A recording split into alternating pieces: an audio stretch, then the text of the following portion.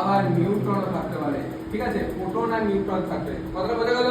কারণ এর মধ্যে কি প্রোটন নিউট্রন। আচ্ছা, আমি তোদেরকে পরমাণু তিনটে কথা বলেছি, এখানে তিনটে বলেছি। কি কি বলেছি? প্রোটন বলেছি, ইলেকট্রন বলেছি আর নিউট্রন বলেছি। ঠিক আছে, দেখ শুধুমাত্র বাইরে তো ইলেকট্রন থাকবে। আমি নিউক্লিয়াসের ভিতরে কি কি আলোচনা করব? প্রোটন আর নিউট্রন। এছাড়াও যদি পরমাণুর মধ্যে কোনো পরমাণুর মধ্যে বোসন, মেসন, পজিট্রন এই সব পরমাণু থাকে, তাহলে তাদেরকে কোথায় থাকতে হবে বলতো? তাদেরকে নিউক্লিয়াসের মধ্যে, মানে বোসন, মেসন, পজিট্রন বলে যেগুলোই থাকবে সেগুলো কোথায় থাকতে হবে বলতো? সেগুলো সব নিউক্লিয়াসের মধ্যে থাকবে।